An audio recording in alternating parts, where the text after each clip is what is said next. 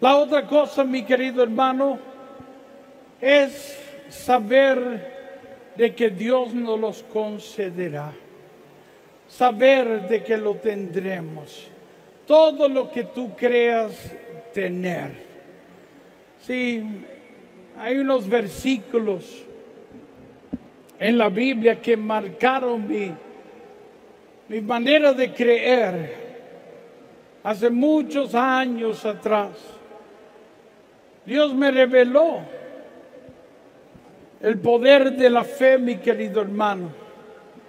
Desde niño, Dios me enseñó a creer y a esperar en Él. Si no hubiese hecho eso, yo ni estuviera hoy aquí hablando con ustedes. En el Evangelio de San Marcos, capítulo 11, versículo 12 en adelante, hay una historia ahí maravillosa y unos versículos poderosos que el Señor una vez me reveló a mí, y de nuevo eso cambió mi forma de pensar, mi manera de creer y mi forma de esperar en el Señor. Dice la lectura que saliendo de Betania sentía hambre Jesús, y de lejos vio una higuera y se acercó a ella a ver si encontraba algún fruto.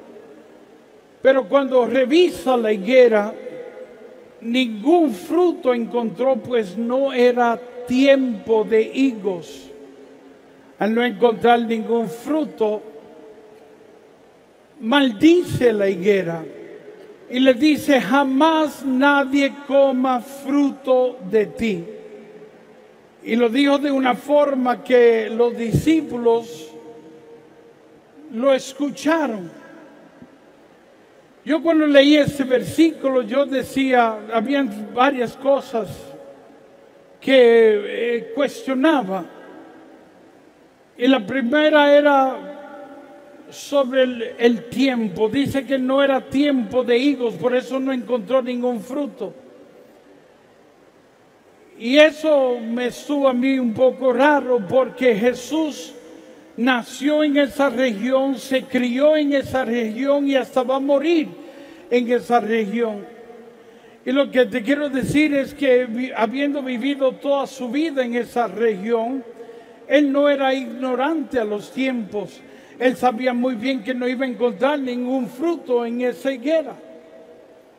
Entonces, si la higuera ahora no satisface el hambre que él sentía, entonces ¿qué otro propósito servía? ¿Para qué otros propósitos servía esta higuera? Pues servía, mi querido hermano, para revelarle a estos hombres que le acompañaban a cómo alcanzar la gloria de Dios, a cómo vivir ahora con Dios. Ustedes saben cuál fue la misión de Jesucristo. ¿Por qué llega Jesucristo? Jesucristo llegó para restaurar todo lo que se había perdido por aquel error que había cometido Adán y Eva. Hubo una ruptura entre Dios y los hombres. Nosotros que fuimos creados para estar siempre con Dios, que fuimos creados para alabar y glorificar a Dios, por el error que había cometido Adán y Eva, el plan de Dios con nosotros, en ese momento hubo una ruptura y fuimos apartados del lado de Dios, que eso es lo que hace el pecado, nos separa de Dios. Pero desde ese momento Dios busca la forma de arreglar ese daño para que nosotros volviéramos a estar con Él. Y viendo Dios que no había otra forma, incluso estableciendo una ley para que los hombres aprendieran a ser obedientes, viendo que los hombres eran incapaces de hacerlo solo, es cuando Él decide hacerse hombre para redimirnos de todo aquello de aquel error que habían cometido los hombres. Incluso escoge a otra Eva, María. María es la segunda Eva que Dios, la segunda mujer que Dios va a escoger para arreglar el daño creado por la primera Eva. Cuando María acepta la voluntad de Dios en su vida, cuando se hizo la esclava del Señor, que es una persona, un esclavo es una persona que ya no tiene voluntad propia, sino que se somete a la voluntad de otro. Cuando ella se somete a la voluntad de Dios, que invitó la palabra a encarnarse en ella, ahí es cuando Dios puede llegar a los hombres, y ahí cuando Jesús ahora llega para cumplir con su misión de salvarnos, de redimirnos de todo aquello que nos separaba y nos apartaba de Dios. Cuando Jesús muere en aquella cruz, mi querido hermano, el versículo siguiente dice que el velo del templo se rasgó en dos, de arriba para abajo, significando que toda separación entre Dios y el hombre terminaba en ese momento. Cuando tú llegabas al templo, lo primero que tú veías era un velo que se extendía de un extremo a otro. El velo significaba separación. Te decía que hasta ahí podías llegar y que ahí adentro no podías entrar. ¿Por qué no podían entrar ahí adentro? Porque ahí estaba el arca de la alianza. Para los judíos ahí estaba Dios. Pues, a pesar de que habían cosas que solo representaban a Dios, para ellos ahí estaba Dios. Y como aquel error que había cometido Adán y Eva, nadie podía entrar a ese lugar. Una vez al año se echaban la suerte los sacerdotes para que pudieran entrar a ese lugar, y ellos incluso entraban con todo miedo porque no sabían cuál iba a ser el resultado de su atrevimiento. Cuando Jesús muere en la cruz, que encomienda su espíritu al Padre, el versículo siguiente dice que el velo del templo se rasgó en dos, de arriba para abajo, significando que todo aquello que nos separaba de Dios terminaba en ese momento, y que nosotros ahora tendríamos acceso a Dios. Jesucristo nos alcanzó eso. Jesús sabía que tenía una misión que cumplir, pero también sabía que estos hombres que Él estaba escogiendo, llamándolos por nombre, para formar parte de su iglesia o para construir su iglesia en esta tierra, estos hombres, y ahora después de su muerte, iban a tener acceso a Dios. Pero como vivían apartados de Dios por tanto tiempo, no iban a saber cómo comportarse con ese Dios. Esos 3 años que estuvieron caminando con Jesucristo, los discípulos, ellos participaron de una escuela de fe, recibiendo información de día y de noche por 3 años. Cuando llega el Espíritu Santo en el día de Pentecostés, toda esa información, dice así la lectura, que cuando viniera el Espíritu Santo le haría recordar todo lo que Él les había enseñado. Toda esa información colectada ahora se iba a poner en función en sus vidas. Esto de la higuera era una enseñanza. Él estaba enseñando a ellos a cómo ahora alcanzar la gloria de Dios a través de la fe. Maldice la higuera. Ellos escucharon a Jesús maldecirla. Quizás le habló fuerte o le gritó la higuera. La Biblia no dice cómo se dirigió la higuera, pero podemos creer que así lo hizo para atraer la atención de ellos. Ellos revisaron la higuera y encontraron nada. Él la revisó, encontró nada, y ahora la maldice. Y los discípulos le escuchaban. ¿Y qué vieron ellos? Pues nada, la higuera estaba ahí con vida. Nada pasó con la higuera, quedó ahí intacta la higuera. Como yo sé eso, si siguen leyendo el versículo 20, dice que al día siguiente vieron que la higuera se había secado hasta las raíces. Lo que quiere decir que en el momento que él habló la higuera, nada pasó, nada aconteció con la higuera. Entonces, mi querido hermano, quizás ellos ahora están pensando qué pasó aquí, o en este caso, qué no pasó aquí. Y quizás están murmurando o pensando así de esa forma por el simple hecho de que no están viendo lo que se ha hablado o lo que se ha ordenado en este caso.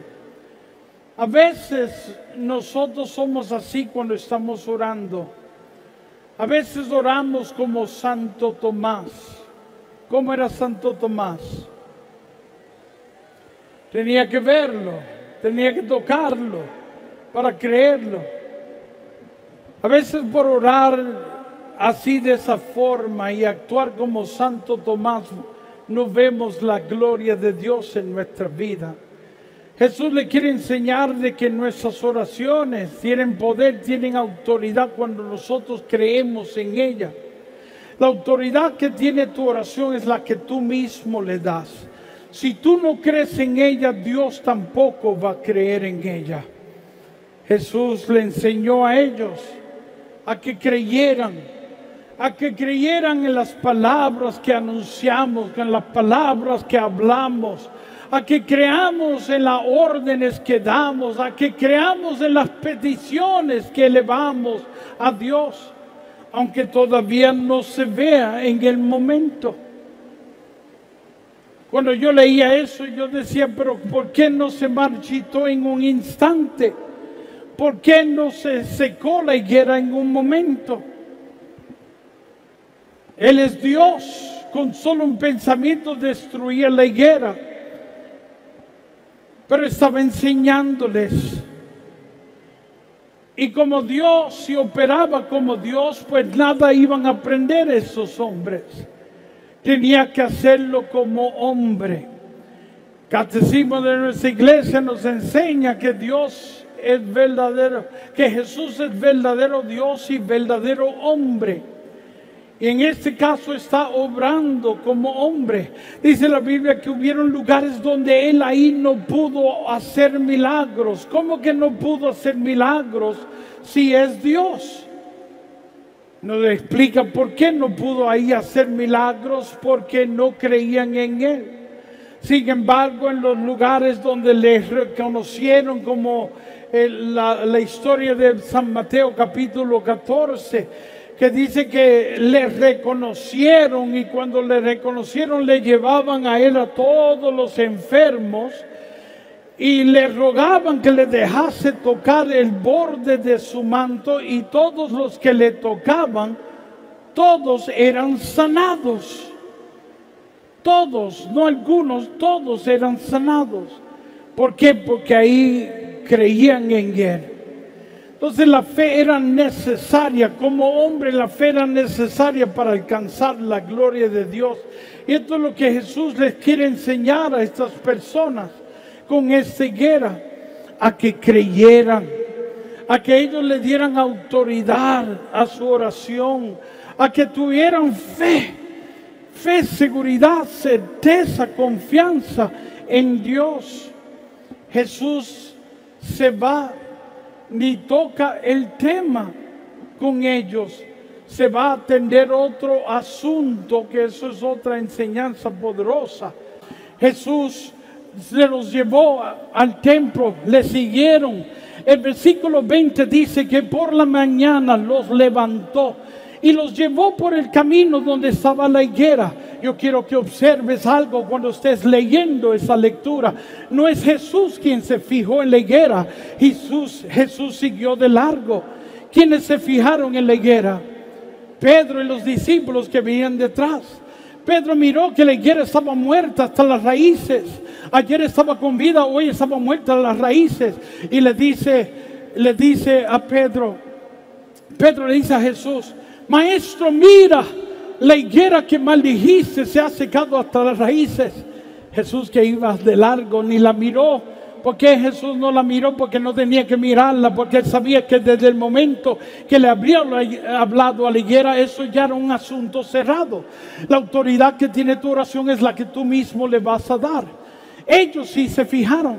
Cuando le dijeron, maestro, mira, mira, maestro, Jesús, me imagino que dijo, por fin se fijaron. Y le señala a la higuera que maldijiste, está muerta hasta las raíces. Y escucha la enseñanza de Jesús. Tener fe en Dios, 11:22. Tener fe en Dios. Seguridad, certeza, confianza, certidumbre, convicción en Dios. Más para que entendamos esto, se lo voy a hacer en forma de preguntas. ¿Cuál es tu fe en Dios? ¿Cuál es tu seguridad en Dios? ¿Cuál es tu confianza en Dios? ¿Cuál es tu certeza, tu certidumbre? ¿Cuál es tu seguridad en Dios? O vamos a ir más allá. ¿Qué tú crees de Dios o qué tú esperas de Dios? En esta misma noche aquí, esta tarde aquí. ¿Qué tú crees de Dios? ¿Qué tú esperas de Dios? Es importante que pienses en eso por un momento, porque eso puede hacer toda la diferencia hoy aquí. Que tú salgas como entraste o que salgas de aquí contemplando la gloria de Dios. ¿Qué es lo que tú crees o estás esperando de Dios? Jesús le hace quitar la mirada de la higuera y le señala una montaña.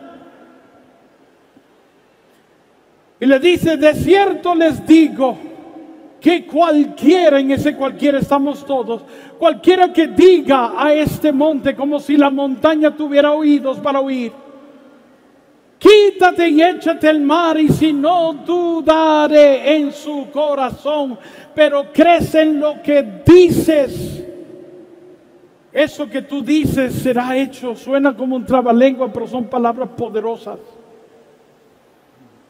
La montaña representa todas nuestras circunstancias. Yo no sé cuál es el tamaño de la montaña que tú has traído hoy aquí, pero esa montaña representa todas tus enfermedades, todos tus problemas, todas tus circunstancias, todo lo que te preocupa, mortifica, te deprime. Y solo Dios sabe cuál es el tamaño de ese problema, y quizás se ve algo como permanente, algo como que se ve imposible de mover. Se hacen permanentes cuando nosotros creemos que serán permanentes. Se hacen ahí, mi querido hermano, que no se pueden mover cuando tú crees que no se podrán mover. Sin embargo, la Biblia nos dice que todo es temporario. Y cuando ahora oras a Dios, orarás conforme a su voluntad. Es importante que nosotros sepamos que Dios quiere eso para nosotros. Amén.